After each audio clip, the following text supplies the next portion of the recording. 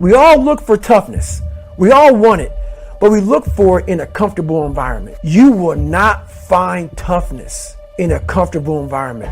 You want people who are honest with you, who are going to tell you what is honest. Honest and truthful people. The most important conversation you'll ever have is the one you have with yourself. You wake up with it, you walk around with it, eventually you'll act on it. And my self-talk was the most disgusting self-talk of all time. You got to start diving into those things that you are afraid of. You don't gain confidence by going to the spot that makes you feel good. It's going to be a false reality. But you overcome those fears, guess what happens? The whole world, you unlock this door and everything opens back up again. I made this person. I made this person by diving into the insecurities that life gave me. What if? A lot of times I'll be in a 200-mile run or something like that, and I'm all jacked up. Body's broken, mind's broken, spirit's broken. I start to say, what if I can pull this off? When I first walked into the Navy SEAL recruiter's office, he looked at me and said, there's only been 35 African Americans in 70 years make it through. You know what I said to myself? What if I can be the 36th? It's the what if I can pull off a miracle. What if I can become someone that no one thinks I can be? And just me talking about that, I have the hair going up on my arms.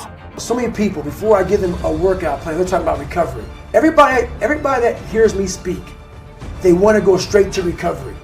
Workout first. We are always looking for, like whenever I talk to people, people take my words and they put it in a way to where they want to feel comfortable. This guy, you know, they want to put you in a box. They want to put a title on you. No, you're putting a title on me to make yourself feel better about yourself. If you read this book of mine and you see where I came from, I made this person. I made this person by diving into the insecurities that life gave me. Because now they're yours. They're yours to own. If you're not smart, call yourself dumb. It's okay, because you are. But take that not as you're putting yourself down. If you're fat, call yourself fat. I used to be 300 pounds. We want to talk so soft to ourselves. We're looking for that recovery day. And that recovery day is everything in your life. Everything in your life is a recovery day. We're looking for it. It's not coming. It's not coming. Get over that recovery day. And that's the mentality I took with me. And what happened through that process was all the frivolous things of life started to float away. I used to tell people lies so they would like me, because I was so insecure. When you start to build yourself up and start to have the one thing that we don't have is confidence. Real, authentic confidence from hard work. You now know. I walk in a room now and I know the hours and years and decades I put into David Goggins. That's something, it's not on the wall. It's not a trophy on the wall. It's not a medal around your neck. It is actually a feeling in your heart. I don't care how you perceive David Goggins, because through my journey, I figured out the one piece I was missing. I thought it was cars. I thought it was women. I thought it was everything. The one piece I was missing was me having the courage to face myself. And once you do that on a daily basis, it's not about the running. People are going to be, it's about working out. Where I got my work ethic from was the hours I had to spend learning this. When you sit down and you're not smart, and you have a disability, and you still want to be at the top of your class, I didn't want to just get by. When I realized that I can learn through hard work, and I can beat the valedictorian in school, but I got put in 10 hours more a day than he does. You know what kind of strength comes from that? When you're sitting down and that guy, that valedictorian studied for an hour, and you know I caught you, and I am dumb, but I have the work ethic to catch you. That's where David Goggins got really invented. It's that, having a discipline every day to say, for me to learn this one math problem, it's going to take me 10 hours. And that's where and you realize through hard work, you can outwork anybody, no matter how badass they are. But that's the part people don't want to dive into. Some people didn't understand when I say I'm training for life. 2020 was the perfect example of that. A lot of people lost jobs, lost businesses, lost family members. A lot of folks spent a lot of time in the hospital on ventilators. That should have caused a lot of damage in your brain. Folks see how much I work out, and they think I'm running from demons. It's not demons, it's discipline. And I'm a disciple of discipline. You can't outrun your demons. They'll always find you. Only way to beat them, mother, is look at them eye to eye and make them your bitch. Mindset's the only thing that gets you through hard times. So think about this. I put everything on David Goggins to be a Navy SEAL. It's like going to the crap table with your last $1,000. And you say, you know what? I'm gonna put everything on this fucking, on black. And hopefully I win. If not, I'm broke. I put my whole life, a guy that was scared of the water, a guy that could taught himself how to read and write, on being one of the hardest motherfuckers on the planet. Think about that shit. A guy that came from nothing. I put my whole life, and I'm gonna go out here and put everything on David Goggins to be a Navy SEAL. Not to go be a, Boy Scout or some, a Navy SEAL.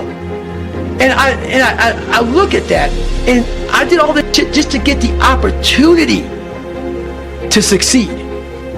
That's what people don't understand, man. If people see the end result. I remember that guy saying, my God, man, I can't believe what I've just done. I put everything, ruin relationships, ruin this, ruin that, put everything on. In fact, I have to become someone in this world, or I'm no good for anybody. It comes from a disgusting place of not being fulfilled in your life, of afraid of dying, having never accomplished anything. That's a fear that some people run away from, that people don't want to face. When you have a real fear of dying and being just another person, that I live to pay the bills, I made $1,000 a month. This is my life. I spray for cockroaches, man. If that makes you feel good, that's great. It didn't make me feel good. I wanted to, the first time in my life, after 26 years, it was 24, 25, whatever it was, I wanted to feel good about myself. Think about how many years, months, hours, seconds, days, all that shit you have wasted on people who suck the fucking life out of you. Today's a good day for you to go through and can those motherfuckers. Shit can those motherfuckers who only call you when they need something. Shit can those motherfuckers who can't get over shit, who continue to bring up from the past, who can't move forward. Life is short. Life is precious. Spend that time with the people you love, the people you want to give that time to. Real friends, real family. Everybody else, they're just sucking up the air you breathe. You need that motherfucker to be hard. Stay hard. Why is the truth so important? You know what? Because, first of all, it does set you free mentally. And it gives you a starting point. You have to have the truth to have a starting point. So when you, like, if I'm lying to you about who I am, or I'm lying to you about whatever, there's no starting point. There's a false reality. You have to create the real reality. So that's what I call my accountability mirror in my book. That's the real reality. Where the f am I going to start from? So for me, I was lying to this, lying about that. So I had no starting point. Once you come face to face with who you are, you have a starting point. All right, I'm not real smart. I have no courage. I have no self-esteem. I have no nothing. Nothing. That's my starting point. Now we can move from there. But if I tell myself I'm strong, I have courage, I'm smart, and all these are lies, you continuously push that starting point backwards. So that starting point is the truth. The no bullshit truth that only you can tell yourself.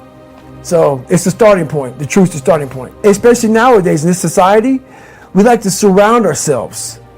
It makes us feel so good. Those people who say it's okay. It's okay. It's not okay. It isn't okay, man. And I get it. Society's changing, and we love to feel wanted and loved. Trust me, that's all important. It is. But you have to have the truth from people. Hey, you're not working your butt off hard enough. You're not trying hard enough. We all think we're trying hard, but what are you gauging that off of? Are you gauging off of, like I talked to this one kid the other day, college is kicking my ass. I said, what are you gauging that off of? I go, are you trying? He goes, yeah, I'm trying my ass off. I'm studying hard. I go, what are you gauging trying hard off of? Well, in high school, I didn't have to try at all. And I made great grades. In college, I'm trying hard. You're trying hard compared to what you did in high school, which was it came easy to you. So your reality is something that you created off of something easy. So you trying hard is 2 hours of studying. I'm going to tell you a difference in trying hard and trying hard. Trying hard is something in your mind just doesn't stop. Where you know 2 hours isn't enough. So it's all about, reality and what you're basing things off of. When I was 297 pounds and I was fat as hell trying to be a Navy SEAL, the scariest thing in the world to me, even to this day, was that could have been the rest of my life. I thought then I was trying hard. That's the scariest thing in the world. I thought then, 297 pound, working for Ecolab, spraying for cockroaches, making $1,000 a month. I thought that was me at my 100% potential. Come to find out, a few years later, I wasn't anywhere near that. 106 pounds less, graduated Navy SEAL training, went on to do all these other things. Looking back on that, that was me trying hard. That's why people got to understand what is in us. We have no idea until we start trying hard. And I mean really trying hard, where you're obsessed with, hey, this is my new norm. My new norm is that, wow, this isn't always fun. It's not always meant to be fun. And that's when you know you're trying hard. When I was in Ranger School, my squad got spot checked. The Ranger instructor was looking for 3 items. One of my guys didn't have the items, so the whole squad got smoked. The RI was sitting there smoking us. And the more he smoked us, the more my squad looked around looking for someone to motivate him. The Ranger instructor shouted out, "I'm gonna bury you." So I saw that my squad needed some extra motivation. So I said, ain't no grave that can hold us down, motherfucker. Ain't no grave that can hold us down. Right now in life, your family is looking for that one guy right now. They're looking for that one guy who's strong, who's that pillar for the family in hard times. Make sure they look around and find you. These are the times right now for you to step up. Be that guy that can take anything. Stay hard. This is the world that is in front of me. And what most people do is they see this world and they look at it as an excuse to get out of it. I started looking at it as this is the ultimate training ground for the rest of my life. I have all these valuable lessons, because if you look out in the world right now today, it's not a nice place, but I'm very prepared for it. I'm prepared for all the failure coming my way. I'm prepared for everything my way. And that's the biggest lesson that she taught me by not teaching me. By never saying it's going to be okay. Matter of fact, she told me the exact opposite. Life sucks. That's what she knew. And it was the truth. And so I started at that point in my life. I have a lot more failures, as you see in that book. But I started down the road of, instead of the path of least resistance, I started choosing the path of most resistance to prepare myself for the journey that was coming my way. We live in a box. And we don't want to go outside that box at all, ever. Outside that box is all these possibilities of life. What we do is we shackle our mind. We are a prisoner in our own mind that this is all I can do. This is all I'm good at. And we take away the possibilities of you could be this, you could be that, you could be all these things. And I never thought at 300 pounds I could be a Navy SEAL. So if my mind was shackled, there'd be no book, there'd be nothing. So what people don't understand is that they live for themselves, not knowing that you have the power within yourself to change millions of lives by facing life, by facing yourself. And through that, I would die never knowing that I had the power to change millions of lives. I got to feed myself. And every foot strike that hits the pavement, that's how I feed myself. Motherfuckers look for inspiration. Inspiration is found in every footstep you take, every grasp of that iron bar, all that shit, all the miles in the pool. Inspiration is found in suffering. So right now, This is my greatest recovery. As I recover, I find inspiration. Stay hard. I have the ability to see the end before the beginning even begins. And what that means is I know that to get to the very end, I can see it right now. So before I went to Buds and I was losing all this fucking weight, I saw myself walking across the stage at 191 pounds, because that's what I had to get to get into the door.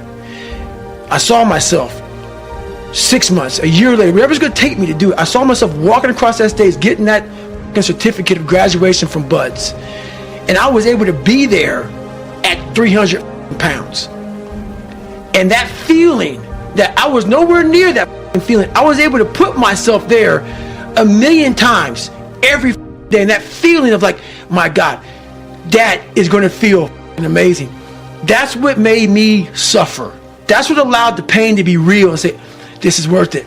I want to feel for this next 18 months. It took me 18 months to finally become a Navy SEAL, to finally, just get through Buds. 18 months, it's 6 months. It took me 18.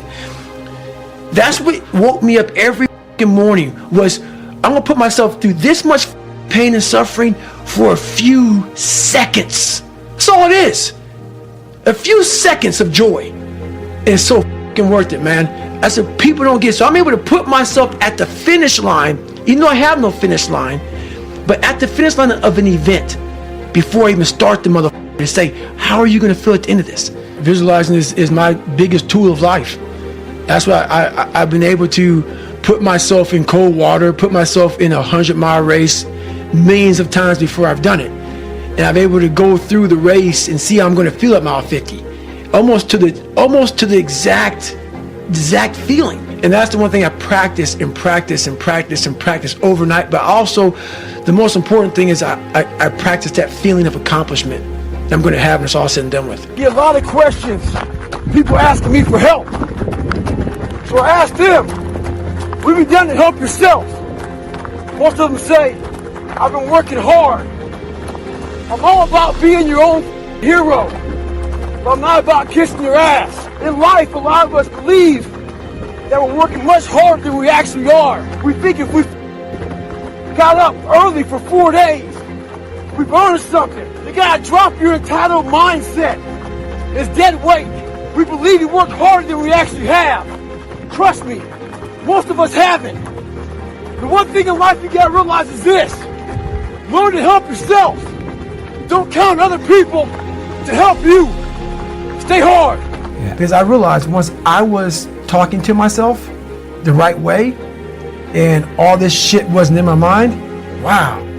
I went from this piece of kid who thought he was dumb, not successful, insecure, who stuttered when I first saw somebody, to a person who can now do all these things just because I now control my own mind.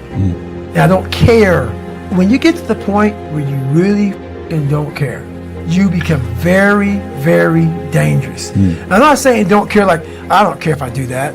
No, when you don't care about other people and how they view you, about how you walk, how you talk, how you dress, where you want to go with your life. Growing up, I didn't want to tell anybody I wanted to be in the military.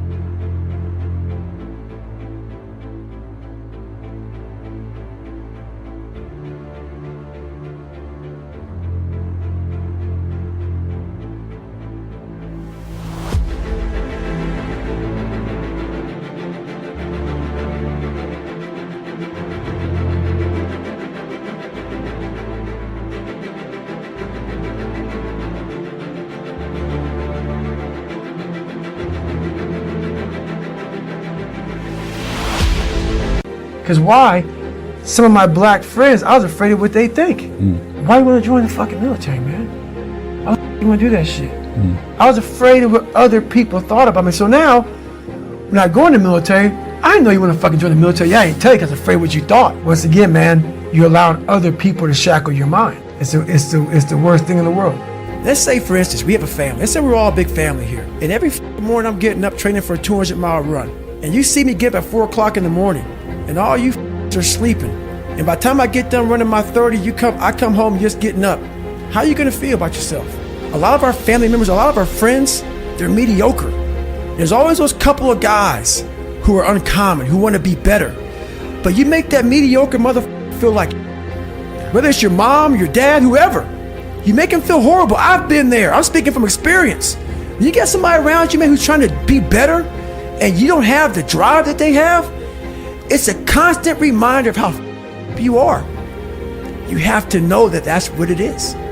Anybody in your course not saying, man, get after it, brother, I'm so proud of you, they have a problem with themselves. Because all you're trying to do is achieve more.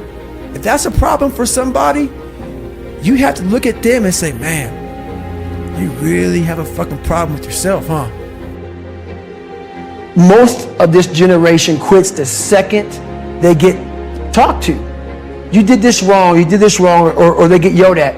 It's so easy to be great nowadays because everybody else most people are weak. This is a softened generation. So if you have any mental toughness, any ability, if you have any fraction of self-discipline, the ability to not want to do it but still do it,